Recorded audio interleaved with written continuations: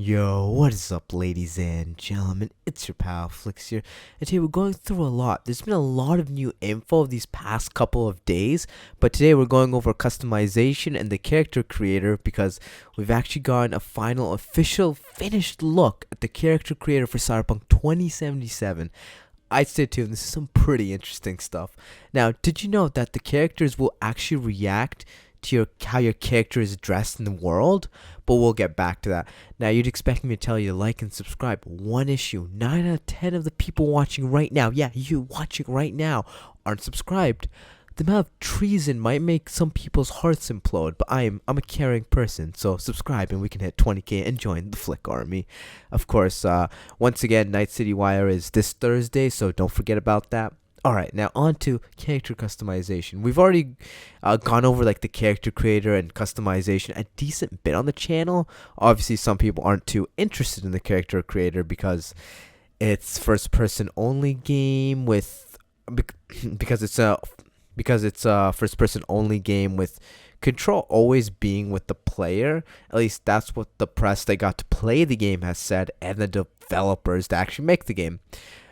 But it actually has a gameplay factor. That's kind of what makes it interesting. But before we go into it, we've seen the character creator a total of 3 times, not including some, oh my god, picture from developer's monitor that you could literally see nothing. I don't know why that was news, honestly, because it showed literally nothing. It's why we never went over it.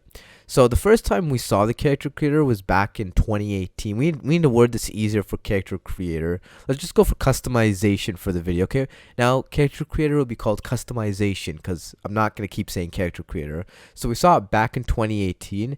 Now, the evolution is really amazing from what we got in 2018 to what we get now. Because back in 2018, we see pretty much a dumbed down concept for what the character creator would come to be, because everything that we saw in the 2018 version is actually still in the game, even the hero's backstory, etc.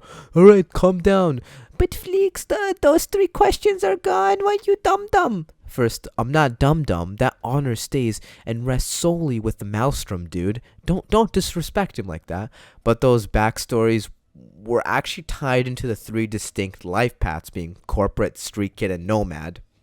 So the idea was already there. That's why I said concept. The concept for the backstory was already there. It was just made into something that was easier to make than 3 questions. Just pick one of the 3 life paths.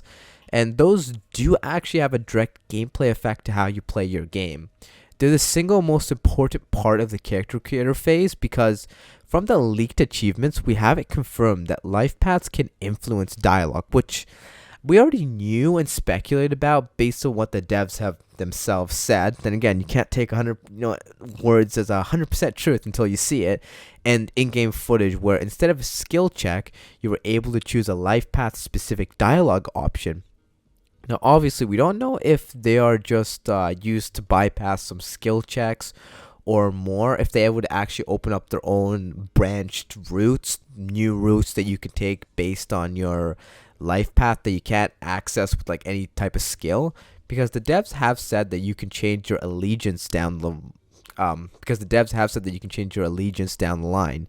Just because you pick the corporal life path doesn't mean you have to side with corporals all the time. You'll just know more about their inner workings.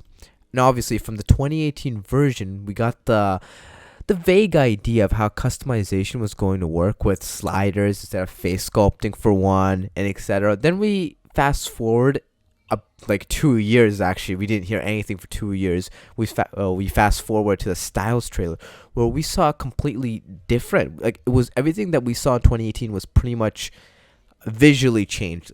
Very important, visually changed. It's called UI, but kind of to sum it down into actual English, it just looks different and more pleasing. It looks better to the eyes. It's more user friendly. As in, like, when I get into it, it's like, oh, I know what I'm going to do. So we saw the character creator in the Styles trailer very briefly in that intro.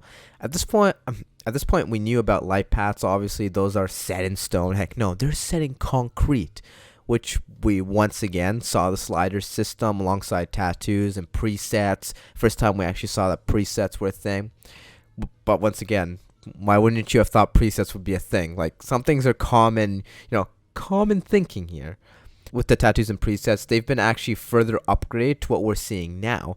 Just a quick note, the models look pretty lifelike actually now. Well, as lifelike as I'd expect a game to get. So this isn't exactly in English, but we saw some very important things to keep an eye on, aside from, oh, looks, these are the options that we can change. That's really cool. We already knew hair, beards, tattoos, piercings, and cyber were going to be a thing since 2018. I'm not saying it's bad they're showing. No, they should have definitely showed it off. But I'm saying that we as a community already knew about these things, so it's not something new that we just learned about. But if you pay close attention, everything has sliders from 0, which is pretty much off, to a certain number. So obviously not face sculpting, but the colors aren't sliders. The colors are, well, this might sound a little nerdy, but they're a dynamic RGB system, which, to put it into actual English, you get this kind of a color square. You can think of it where the bottom is pretty much dark and the top is light, and then it kind of goes from like the bottom, which is dark, to the top, which is light, of the color. And you can fine tune that color the way you want it to be. This isn't just me talking blah blah blah. You can actually see this exact pattern. It's called a color gradient, in case you were wondering. That's what it is. Which, based on this, you could even make it like insane colors like green beard or something, which is also actually, it isn't like weird, because we've seen that there is an actual style, kitsch, which is more neon colored, so it fits into the actual genre of the game, where it doesn't like stand out like other games. And then again, I know about the color gradient thing because I have to make thumbnails, so yeah, that's what I work with when I make thumbnails. That's why the colors are nice. We also see that head cyberware isn't, well, not head, let me rephrase, face cyberware isn't actually just face stuff. It also affects the neck, with one of the options, which means that you can't separate cyberware aesthetic for the neck and the head, which does limit our player choice a bit, sadly. Then again, what we saw was just the face, so whether there is okay, so cyberware and what I'm talking about are a little bit different. I know it's a little bit confusing right now. I'm talking about like the visual wires, for example. That's what I'm talking about, and the electrical circuits on your player character. So based on those, we don't know if the body will also have those, or if the body's kind of just limited to actual implants you could put in. And like if you get like, I don't know, cyber legs, then those would actually be metal. Then again, they could be metal, but then they look like real skin. We're not sure where they're going with that, actually. We also see that depending on the body part you're changing, it plays a slightly different animation, not completely different, slightly different animation, to kind of see it changing better. For example, to see what you're changing better, my bad. For example, the teeth, when you're changing the type of teeth, he would stretch out his mouth, and I just did that even though I don't, not showing my face, so that why would I be doing that? But yeah, he stretches his mouth open and show his teeth, which is a cool mechanic, because otherwise you could have made V just do like this extremely awkward pose for the entire time. Oh, for those that aren't as caught up, the player you play as is always referred to as V, regardless if they're a guy or a girl. So, there's also the fluid system where you could make one that looks like a guy that's actually a girl, and it's pretty much anything that you want your character to identify as, your character can identify as, and that's as much as we're going into it. Oh, speaking of that, I actually completely missed this, but completely forgot to put this in. But also the unique parts that a girl or a guy would have could also be customized, as we learned about back in early 2020. So yeah, you could apparently also change the color of stuff there, and sizes. Let's not get into that anymore. YouTube is gonna be like, bro, what are you making a video about exactly? So yeah, also your character is always a mercenary, because that's what the story generally calls for. Just like you were always, well, you started off always as a courier in Fallout New Vegas because that was what the story called for. Skyrim, you were in the cart going to jail, and in Oblivion, you were in jail. I feel like Morrowind, you're also in jail. I feel like that's just the whole Elder Scrolls starting thing, where you're always in prison for some reason. Now, earlier in our spectacular intro, we said we'd get back to how different characters will directly react to uh, the different look of your character based on how, he actually looks. Well, that's actually what it says on the top little disclaimer when making your character. Now, the first thing that comes to mind is if you make a monstrosity, people will react to it in game.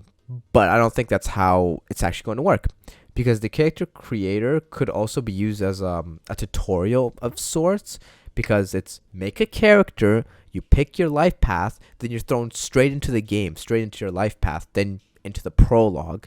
So you have to learn how the game works really quickly. Then saying that characters will react differently depending on what you look like is actually more leaning on the clothing mechanics, because it only makes sense if you're talking to a faction member dressed as the opposite faction, then they might not be all too happy to talk with you. Or if you dress like a street kid garbage, then you go up and talk to a corporal, it might not end too well. This might also be introducing street cred, because certain clothing does boost street cred, which is kind of the balancing mechanic they did, where the more powerful armor might not give you as much street cred,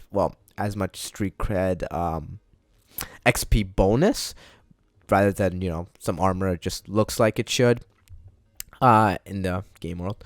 I don't think the game is actually going to let you make a monstrosity, though, because you need face sculpting for that. Something like Fallout 4 had. Also, no game publisher is going to punish you for making a character that you wanted to make just because it could really backfire on you. For example, let's say someone tries to make themselves in the game, and the NPCs then go and say, "Oh my god, you look horrible. What did you do? Look like you came from a sewer." That's just not cool, and a really bad look for the game. That doesn't mean that characters can't say you look horrible all the time. It's fine, the characters can just hate your guts the entire time. Certain factions can hate your guts. That's part of an RPG. But then, based on how your character looks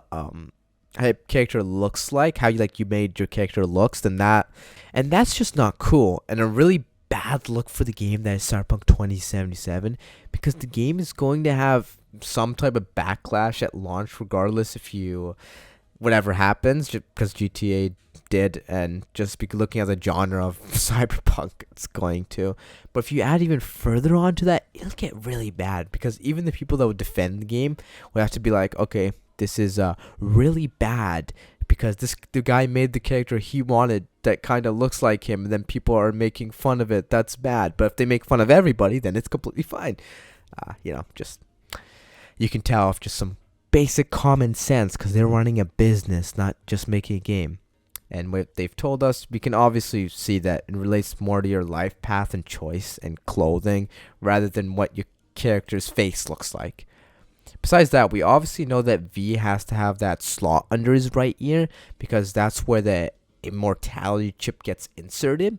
So, sorry, your character's always going to have that slot, which kind of did shoot down a theory I was thinking about when making this, which was, what if, depending on how V looks, the priests, which are no cyberware people in the Cyberpunk 2077 universe, what if they reacted differently to you if you had no cyberware? But since you have that slot, that kind of shoots that down, because your character V does not have to get cyber. I believe they're called purists. I just cut myself off mid-sentence, but I believe those priests are actually called purists because they don't have cyberware. Just a little bit more info, and correcting myself even though I didn't say it, because your character does have to get cyberware in the prologue to kind of unlock the HUD. That's kind of where cyberware is linking into the HUD. At least that's how they decide to link it, because the HUD working is technically a result of cyberware. Yeah, pretty funny. They did say at the hardest difficulty would disable the HUD in the past. Made a video about that in case you're wondering. Heck, 90% of anything you can think of, I've probably made a vid about. So, yeah, subscribe. I love you, bro. Not really. That came off wrong. Anyways, yeah. So the thought I had was that if the hardest difficulty disabled the need to get cyberware or the ability to get those key HUD cyberware, or whatever reason they wanted to come up with, really, it could be that the Ripper dock only had malfunctioning cyberware for whatever reason or something. But yeah, that just a thought I had. That I kind of ripped my own like thought into shreds. But that was kind of just my thought process. Okay. Anyways, we have been a little just a little bit lazy lately in terms of daily uploading. I don't think we really have a choice but to daily upload now, because straight up there's too much stuff that we're going to have to start going through, it seems. Their marketing campaign is kicked right back up, that is, until they delay it again, knock on wood and all of that. As you already know what to do if you enjoy this. Just think of it this way. Subscribe if you want better videos. I kind of started writing the outro, then I stopped writing it, and now it's just like a bunch of letters put together. Don't make sense. So I guess stay amazing. Peace, ladies and gentlemen. Stay amazing will be the proper out. You know what? Someday I will not upgrade the outro. Hey, at least I've upgraded so I'm not screaming at the mic. It's only in the green this time. Once upon a time, it used to be in the red, but I have not done that anymore.